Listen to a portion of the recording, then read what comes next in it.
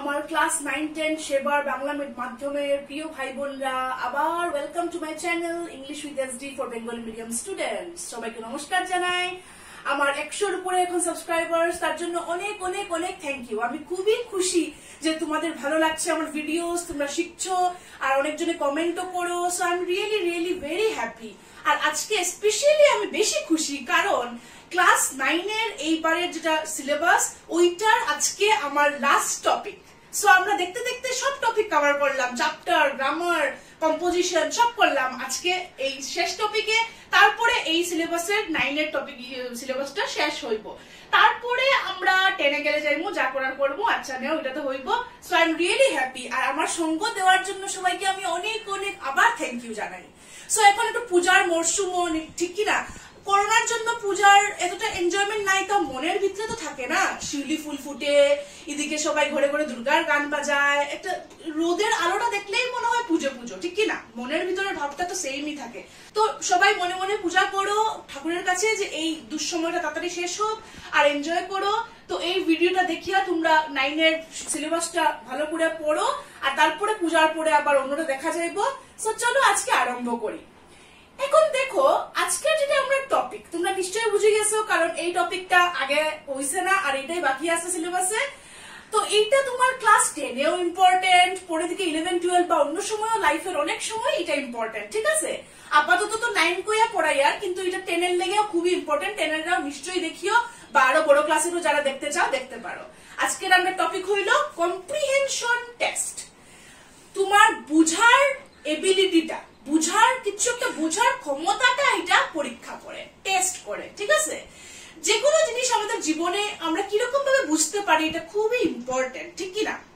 যেমন একটা কিছু একটা লাইফে একটা অ্যাক্সিডেন্ট হইলো বা একটা টাফ সিচুয়েশন আমাদের জীবনে আসলো, একটা কষ্টের সিচুয়েশন, কষ্টের সময়, তো ওইটাকে আমরা বুঝে শুনে কিরকম আমরা এটা রিপ্লাই দেই, কিরকম আমরা রিয়াক্ট করি।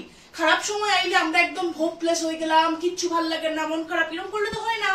সুন্দর করে এটাকে ওয়াইজলি বুদ্ধিমানের মতো কাজ করতে লাগে যে না, এটাকে আমি এইভাবে রিপ্লাই করবো।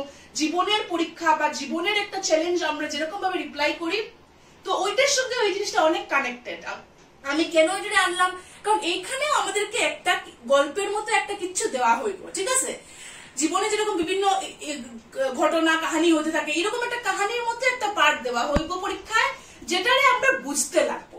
আমরা কতটুকু কি বুঝতে পারি, আমাদের ব্রেইনে আমরা কতটুকু আইডিয়াস গুলারে নিতে পারি, বুঝতে পারি যে ওই আইডিয়াস মতে কি হইব কি না, ওইগুলা টেস্ট করব আমরা কম্প্রিহেনশনে। ওকে, তো একটা আমরা দেওয়া হইব প্যাসেজ, প্যারাগ্রাফের মতো একটা অনুচ্ছেদ টাইপ, ওইটারে পড়িয়া ওইটার আনসার লিখতে লাগবে, ওইটারে বুঝিয়া। ওকে, তো খুবই ইন্টারেস্টিং। আর ক্লাস 9-10 এর বাচ্চারা এটা খুব স্কোরিং, বুঝলা? কম্প্রিহেনশনটা খুব স্কোরিং। 10 মার্কে 10 মার্ক ইজিলি পাইবাই, কারণ যেটা অনুচ্ছেদ বা প্যারাগ্রাফ প্যাসেজ ওইটার থেকে কোশ্চেন গুলো যে দিব 1 মার্ক 2 মার্কের ম্যাক্সিমাম কোশ্চেন, তো তুমি সুন্দর করে লিখতে পারলে 10 আউট অফ 10। তার জন্য এটা আমার one of my favourite topics. আর তার জন্য আমি এটা লাস্টে রাখছি যে আব ভালা তো সব ভালা। তো এন্ডিংটা করি 9-এর সিলেবাসের এইটা দিয়া। ওকে, তো 10 মার্কস, এই দেখো 5+5 10 মার্কস। 5+5 কেন? কারণ দুইটা প্যাসেজ থাকবে। একটা হলো সিম প্যাসেজ, মানে ইংলিশের টেক্সট বুক তোমার বিহাইভ বা মোমেন্টস থেকে কোনো একটা বইয়ের চ্যাপ্টার থেকে একটা প্যারাগ্রাফ তুলিয়া দিব, যেটাতে 5 মার্কসের কোশ্চেন থাকবো। আর আরেকটা হলো আনসিন প্যাসেজ, একটা প্যারাগ্রাফ যেটা কোনোদিনও আমরা দেখিনি, ওইটার থেকে 5 মার্কের কোশ্চেন দিব। ওকে, সো এটা খুব বেশি ইম্পর্টেন্ট। এখন চলো একটা বোর্ডে আমরা কয়েকটা পয়েন্টস দেখি। তো কম্প্রিহেনশন আমি অলরেডি কইছি, test the ability to understand a passage, একটা কিছুরে বুঝার, এই যে বোঝার ক্ষমতা পরীক্ষা করে কম্প্রিহেনশন। কোয়েশ্চেনস আর set on the passage and the স্টুডেন্টসরা আনসার করতে লাগে কোশ্চেনগুলা। একটা থাকে সিন প্যাসেজ, এমন একটা প্যাসেজ যেটা তোমাদের আগে দেখা, টেস্ট পেপারে দেখলাম খুব বেশি আয় প্যাসেজ আব্দুল কালামের বইটার থেকে, মাই চাইল্ডহুড থেকে, দেন বিসমিল্লাহ খান চ্যাপ্টার থেকে আয়, ইভলিন গ্লেনির থেকে আয়। তো ওইগুলো তোমরা প্যাসেজ জানলে একদম ইজি। আমার তো লাগে এইটার থেকে বেশি ইজি এইটা হয়, এই 5 মার্ক পাওয়া, কারণ আমরা চ্যাপ্টারটা জানি, ওই চ্যাপ্টার থেকে প্রশ্ন দিব, মানে একটা প্যারাগ্রাফ দিব। তারপরে কি কি পয়েন্ট মনে রাখতে লাগবে, ওই প্যাসেজটা বারবার পড়বে, বারবার পড়বে, বারবার পড়বে, এগেইন এন্ড এগেইন। তারপরে প্রশ্নগুলো বারবার পড়বে কেয়ারফুলি। তারপরে আনসার লিখবে, যে আনসার ছোট হইতে লাগবে, সিম্পল হইতে লাগবে, ক্লিয়ার, কারেক্ট আর টু দা পয়েন্ট। ছোট, simple, correct to the point. জিগাইলো অমুকের নাম কি, ও অমুকের নামই লিখবো, ওই রকম হইতে লাগবো। আনসার গুলা ছোট মোটো, এমনি 1-2 মার্কের বেশি কোয়েশ্চেন থাকেও না। তো এই পয়েন্টস দুটা খুব ইম্পর্টেন্ট, ভালো করে দেখো। আমি ক্লিয়ারলি লিখে দিলাম। আমরা যখন করতাম কম্প্রিহেনশন, কেউ আমরা এরকম করে বুঝাইয়াও দিত না। আপনারা কোয়া হয়তো এই নাও প্যাসেজ, তোমরা আনসার করো। কিন্তু আমি তোমরা সুবিধার লাগে, স্পেশালি কারণ তোমরা বাংলা মাধ্যমের ছাত্রছাত্রীরা, তো কিরকম ভাবে কম্প্রিহেনশনটা কি আর কি কি থাকে পরীক্ষায়, আর কিরকম ভাবে তোমরা কি কি পয়েন্ট মনে রাখতে লাগবে মাথায়, ঠিক আছে? এখন বোর্ডটা একটু দেখবাই ভালো করিয়া। তারপরে আমরা প্রথমে একটা সিন প্যাসেজ দেখবো, ওকে? টেস্ট পেপার থেকে আমি একটা সিন প্যাসেজ এখানে লিখবো, তারপরে ওইটারে আমরা আনসার করবো, যে কিরকম করে আমরা একটা আনসার বাইর করতে পারি, লিখতে পারি। প্রথমে একটা সিন প্যাসেজে 5 মার্ক আনসার করবো, তারপরে একটা আনসিন প্যাসেজে 5 মার্ক আনসার করবো। করলেই তোমরা কম্প্রিহেনশন পুরা ক্লিয়ার হয়ে যাবো, তোমরা সব আনসার করতে পারবে, আর কোনো চিন্তা নাই। তো এখন একবার হোয়াইট বোর্ডটা দেখো। আজকে white board for a change. তো আয়ো এখন হোয়াইট বোর্ডটা একবার দেখো, যে কম্প্রিহেনশন কি জিনিস, কয় মার্কস থাকে, আর তোমার কি কি পয়েন্ট মাথায় রাখতে লাগবে এইটা আনসার গুলা করার আগে। তো এখন দেখি একটা সিন প্যাসেজ। প্যাসেজটা পড়িয়া চলো মনে পড়ে নি তোমরা, দেখি যে এটা কোন বইয়ের আসলো, কোন বইয়ের কোন chapter. Read the following passage and answer the questions given below. তো কোয়েশ্চেন আমি পড়ে লিখে ইয়ে করবো, আগে প্যাসেজটা পড়ো। Every child is born with some inherited characteristics into a specific socio-economic and emotional environment and trained in certain ways by figures of authority. প্রতিটি শিশু জন্মায় একটা স্পেসিফিক সোশিও ইকোনমিক, মানে টাকা পয়সার একটা নির্দিষ্ট একটা রকমের এনভায়রনমেন্টে জন্মায়, পরিবেশে জন্মায়। তারপরে ইমোশনাল একটা পরিবেশে জন্মায়, সবার সমান থাকে না। তারপরে তারা ট্রেন করা হয় ফিগার্স অফ অথরিটি দিয়া, মানে মা বাবা গার্জিয়ানরা বাচ্চাগুলোরে ট্রেন করে, মানে শিখায়। আই ইনহেরিটেড, আমি আমার বাবার কাছ থেকে পাইছিলাম অনেস্টি আর self discipline from my father. মার কাছ থেকে পাইছিলাম গুডনেস, ফেইথ ইন গুডনেস, ভালো জিনিসের মধ্যে বিশ্বাস, আর deep kindness. And so did my 3 brothers, আমার 3 ভাই বোনরা ওইটা পাইছিল, ওকে? তো এটা কোন প্যাসেজ? এটা হইলো আব্দুল কালামের মাই চাইল্ডহুড একটা পার্ট, যেটা তোমাদের বিহাইভ বইয়ের একটা chapter, okay? I had 3 close friends, আমার 3 জন ক্লোজ ফ্রেন্ড ছিল চাইল্ডহুডে, রামানন্দ শাস্ত্রী, অরবিন্দন এন্ড শিবপ্রকাশন, এরা 3 জন। All these were boys from orthodox Hindu Brahmin families, মানে গুড়ো একদম, মানে খুব বেশি কনজারভেটিভ ব্রাহ্মণ ফ্যামিলির ওরা ছিল। যদিও আব্দুল কালাম ছিলেন নিজে মুসলিম, কিন্তু খুব বেশি গভীর বন্ধুত্ব ছিল। As children, বাচ্চা যখন ছিলাম, none of us ever felt any difference amongst ourselves because of our religious differences and upbringing. তো এর বাচ্চা হিসেবে আমরা কোনোদিনও কোনো ডিফারেন্স ফিল করিনি, যে উনি কেউ ছোট কেউ বড় বা এরকম কিচ্ছু না। হিন্দু মুসলিম নির্বিশেষে সব ভালো। এটা আমি আগেও তোমাদের ভিডিও পড়াইছি এই চ্যাপ্টারটা। তো এটা একটা সিন প্যাসেজ, তো এটা তোমরা আনসার করতে আরো সহজ হইব, ওকে? তো এখন আমরা দেখবো যে এটার থেকে কিতা কিতা প্রশ্ন আয়, আর এইটার থেকে আমরা কেমনে বাইর করিয়া প্রশ্নগুলোরে লিখবো, ঠিক আছে? তো এখন প্রশ্নগুলা দেখি চলো, তারপরে কম্প্রিহেনশনে গিয়া বাইর করবো আনসারগুলা। What did the speaker inherit from his father? তার বাবার কাছ থেকে ছেলেটা, স্পিকারটা, ছেলে বা মেয়ে, এখানে তো ছেলেই, স্পিকারটা কি ইনহেরিট করছিল, কি পাইছিল বাবার কাছ থেকে, ঠিক আছে? চলো এখন দেখি কম্প্রিহেনশনে এটার আনসারটা কই পাই, কি রকম আছে, ঠিক আছে? তো এটার আনসার আমরা কি এখানে দেখতে পারি, চলো খুঁজি। এই যে I inherited honesty and self discipline from my father. তো আনসারটা হইব he inherited honesty and self discipline from his father. তো আমরা পড়িয়া বুঝতে পারলাম যে এইটা হইব এটার আনসার, ঠিক আছে? তো প্রথমটার আনসার চলো লিখি। তো কি হইব দেখলাম আমরা, the speaker inherited honesty and self discipline from his father. এই পার্টটা তো প্রশ্নই দেওয়া আছে, from his father। স্পিকার প্রথমে লিখে দিলাম, এইরকম একটু অ্যারেঞ্জ করিয়া ঠিক করিয়া শর্টে সুন্দর করে লেখা দিলাম, ঠিক আছে? নেক্সট কোয়েশ্চেন দেখি চলো। নেক্সট কোয়েশ্চেন হইল, what did the speaker inherit from his mother? মার থেকে কি ইনহেরিট করছিল স্পিকারে? চলো আবার যাই কম্প্রিহেনশনে গিয়া দেখি এটার আনসারটা। সো কোয়েশ্চেন নাম্বার 2 দেখলাম, what did the speaker inherit from his mother? Father দেখলাম, এখন মাদারও আমরা পড়ছিলাম যখন এটা পড়ছি। তো মাদারে কি করছিল? I inherited faith in goodness and deep kindness and so did my from my mother. তো মাদার থেকে কি কি পাইছিল? faith in goodness R deep kindness. তোমরা একটা পেন্সিল থাকলে পরীক্ষায় মার্ক করে রাখতে পারো যে এটা মার কাছ থেকে পাইছিল। তো অ্যাকর্ডিংলি আমরা এখন আনসারটা লিখবো। ওকে, প্রথম কোশ্চেন আসলো বাবার কাছ থেকে কি পাইছে, দেখলাম কি কম্প্রিহেনশনে। সেকেন্ড কোশ্চেন মার কাছ থেকে কি কি পাইছে, দেখলাম কম্প্রিহেনশনে, 2 মার্কস পাই গেলাম। এখন যাই 3 নম্বর প্রশ্নতে। দাঁড়াও 3 নম্বর প্রশ্নটা দেখি। 3 নম্বর প্রশ্ন হইল name the 3 friends of the speaker. Name the 3 friends, এগুলো সব আমি টেস্ট পেপার থেকে দিয়ার, হ্যাঁ, of the speaker. তো এটাতে 1 মার্ক। স্পিকারের 3 বন্ধুর নাম কি ছিল? চলো কম্প্রিহেনশনে গিয়া দেখি। 3 ফ্রেন্ডস কে কে আসছিল? রামানাথ শাস্ত্রী, অরবিন্দন, শিবপ্রকাশন। বাস লিখিলে 3 নম্বরের আনসার, এত সোজা।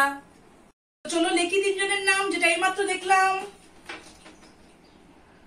The 3 friends of the speaker were K.K. Ramanatha Shastri, Aravindan and Sivaprakasan.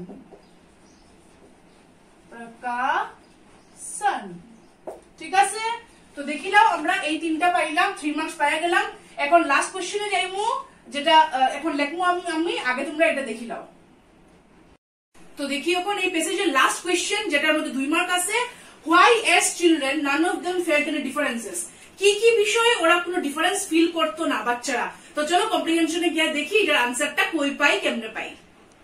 আমার লাগে এটা এই যে লাস্ট লাইনে আছে, as children none of us ever felt a difference amongst ourselves because of our religious differences and upbringing. তো এই দুইটা কারণে তারা ডিফারেন্স ফিল করতো না। তো এখন ourselves তো লিখতে পারবো না, আমরা কি লিখবো? as children none of them হইবো ever felt a difference amongst themselves because of their religious differences and upbringing. তো এটা তোমরা মনে রাখতে লাগবো যে প্যাসেজে ফার্স্ট পারসনে দিলেও তোমরা থার্ড পারসনে অ্যাকর্ডিংলি লিখবা আনসার। ওকে, তো চলো আনসারটা এখন লিখি লাস্ট কোশ্চেনের, যেটা 2 মার্কসের। তো দেখলাম কম্প্রিহেনশনে এটার আনসারটা কি হইব, আমি লিখি লাইছি বেশ লম্বা। তো as children none of them felt a difference among themselves because of their religious differences and upbringing. তো religious difference আর upbringing এ ওরা কোনো ডিফারেন্স পাইতো না। ঠিক আছে, তো এই হইল গিয়া 5 পাইলে বা এত ইজি কম্প্রিহেনশন দেখে আনসার লিখে লইলাম, স্ট্রাকচারটা ঠিক রাখিয়া past tense কিরকম কি হবে বুঝিয়া বাস, সো ইজি। তো এখন চলো দেখি একটা আনসিন প্যাসেজ, অজানা একটা প্যাসেজ আইলে ওটার থেকে কোশ্চেন আইলে কিরকম আমরা লিখবো। চলো নেক্সট দেখি। এখন দেখি একটা আনসিন প্যাসেজ, যেটা প্যাসেজ এমন একটা যেটা তোমরা আগে দেখছো না। ঠিক আছে, প্রশ্ন থাকবো read the passage carefully and answer the following questions, যেটা আমি আর লিখছি না। প্যাসেজটা চলো দেখি তাড়াতাড়ি। The Taj Mahal is perhaps the most beautiful building in the world. ওয়ার্ল্ডের মধ্যে সবচেয়ে beautiful building Taj Mahal. It is in a garden, একটা গার্ডেনের মধ্যে, in the city of Agra, Agra সিটির মধ্যে। আর এটা built of white marble, সাদা মার্বেল পাথর দিয়ে, তোমরা জানো। It is built by Shahjahan বানিয়েছিলেন। Over the grave of his beloved wife মুমতাজের গ্রেভের উপরে, which means in English, তাজমহলের মানে কি? The chief of the palaces. This name was given to her because she was so beautiful. Shah Jahan loved her dearly, and when she died, he was very sad, so he built this tomb at the cost of lakhs of rupees. তো যখন মারা গেছিল মুমতাজ, তখন time খুব বেশি দুঃখিত ছিলেন শাহজাহান, তারপরে তিনি এটা ওয়াইফের জন্য বানাইছিলেন। It took more than 20 years and many thousands of workers to complete it. অনেক হাজার শ্রমিক আর 20 years এরও বেশি লাগছিল। ঠিক আছে, তো প্রথম কোশ্চেন দেখো, where is the Taj Mahal situated? 1 mark. Taj Mahal কই situated? It is situated in the city of Agra. একদম ইজি। তো লিখি চলো answer. The Taj Mahal is situated in the city of Agra. হয়ে গেল। চলো এখন দেখি 2 নম্বর প্রশ্ন কি কয়। প্রথম প্রশ্নের আনসার দেখলাম, এখন 2 নম্বর প্রশ্ন, হোয়াট ডাজ তাজমহল মিন? তাজমহলটার মানে কি? চলো কম্প্রিহেনশনে গিয়ে দেখি কি আছে আনসার, আমরা বের করতে পারবো। তো তাজমহলের মানেটা কি বুঝায়? তো কি বুঝায়? ইংলিশে the chief of the palaces আমরা পড়ার সময় পাইছি, মানে সব প্যালেস গুলা রাজবাড়ি বা সব রাজমহলের চিফ হইল গিয়ে তাজমহল। তো এটার মানে হইল গিয়ে the chief of the palaces. তো চলো আনসারটা লিখি। তো আনসারটা হইব the Taj Mahal means the chief of the palaces. Next প্রশ্ন, how many years were taken to build the Taj Mahal? Taj Mahal বানাইতে কয় বছর লাগছিল? চলো দেখি কম্প্রিহেনশনটা পড়িয়া। তাজমহল শেষ করতে কয় বছর লাগছে? এইমাত্র পড়ছিলাম, পেসেজে আছে দেখো, মোর দেন 20 ইয়ার্স। তো আনসারটা হইব মোর দেন 20 ইয়ার্স। চলো আনসার লিখি। মোর দেন 20 years were taken to build the Taj Mahal, যেটা আমরা কম্প্রিহেনশনে পাইলাম। 20 বছরের বেশি লাগছিল টু বিল্ড দ্য তাজমহল, দেখিলা।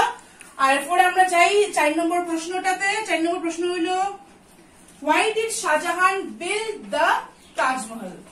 Why did শাহজাহান কেন বানিয়েছিলেন তাজমহল? Build the Taj Mahal. চলো এখন আমরা কম্প্রিহেনশনটা আবার প্যাসেজটা আবার পড়ি আর দেখি উনি কেন বানিয়েছিলেন তাজমহল। তো এই কোয়েশ্চেনটা 2 মার্কের। কেন উনি বানাইছিলেন তাজমহলটা? ওকে, তো এটার আনসারটা একটু সুন্দর করে ফ্রেম করতে লাগবে। শাহজাহান লাভড হিজ ওয়াইফ, এরকম লিখতে লাগবো। শাহজাহান নিজের ওয়াইফ মুমতাজকে খুব ভালোবাসতেন, loved his wife dearly, and when she died he was very sad, so he build this tomb at the, আচ্ছা আর লাগতো না, so he build this tomb বা so he build the Taj Mahal, ওইরকম লিখতে লাগবো। ওয়াইফকে খুব ভালোবাসতেন, তো খুব মন খারাপ ছিল ও মারা যাওয়ার পর, তারপরে তার জন্য এই টম্বটা বানানো। তো চলো এটা এরকম ভাবে ফ্রেম করে লিখি আমরা। লেখমু, Shah Jahan loved his wife Mumtaz very much, বউকে খুব ভালোবাসতেন, এন্ড when she died, যখন উনি মারা গেলেন, he was extremely sad, খুব বেশি দুঃখিত ছিলেন, so he built the tomb in her memory, উনার মেমোরিতে বানালেন। এই মেমোরিটা আমি এড করছি, প্রিসাইজ, কারেক্ট, সুন্দর, সিম্পল আনসার। ওকে, 2 মার্ক পাই গেল। লাস্ট কোয়েশ্চেন দেখো, give the opposite of the word beautiful, এরকম দিতে পারে। বিউটিফুল ওয়ার্ডটা আছে প্যাসেজের মধ্যে, বিউটিফুল এর অপোজিট হলো আগলি। এটা তোমার নিজে জানতে লাগবো, নাইলে উপায় নাই, এটা তো আমরা ছোটবেলায় শিখছি। তো এই হলো আনসারস, আর নাম্বার 1 এর আনসার আগেই লিখে দিছিলাম। তো এইরকম করিয়া তোমরা করতায় কম্প্রিহেনশন টেস্ট, তোমরা প্যাসেজটা পড়িয়া বুঝতায়, তারপর আনসার গুলো ছোট করিয়া brief, clear, correct, to the point, precise ভাবে লিখতায়। ঠিক আছে, পুরা পারবা, কোনো চিন্তা নাই, 10 এ 10 পাইতে পারবা, এত স্কোরিং। সো ভালো করে কম্প্রিহেনশন টেস্ট এগুলা প্যাসেজ গুলা তোমরা প্র্যাকটিস করো টেস্ট পেপারে, এগেইন এন্ড এগেইন। আমি দেখছি ইভলিন গ্লেনের উপরেও আছে, প্যারাগ্রাফ বিসমিল্লাহ খানের উপরেও আছে, তো একদম পারবা ইজিলি, 10 আউট অফ 10 পাইতে পারবা। সো প্র্যাকটিস ওয়েল, মনে রাখিও practice makes a man perfect. তো গ্রামার প্র্যাকটিস করো, কম্প্রিহেনশন, কম্পোজিশন সব প্র্যাকটিস করো। আমি সব পড়ে দিলেছি, কইয়া দিলেছি কিরকম কি করতে লাগে। চ্যাপ্টার রিডিং দাও বেশি করিয়া, যাতে এইরকম যেটা আনসার করতে পারছো, চ্যাপ্টারও যদি রিডিং দাও বারবার, তখন চ্যাপ্টারের আনসার ইজিলি লিখতে পারবা। ওকে, আনসার শিখো, ভালো করে ইংলিশ লেখা শিখো। আশা করি 9 এর সিলেবাসটা আমি ভালো করে কভার করতে পারছি। আর যা যা ডাউটস থাকে তোমরা কমেন্ট সেকশনে আমরা নিশ্চয়ই কইও।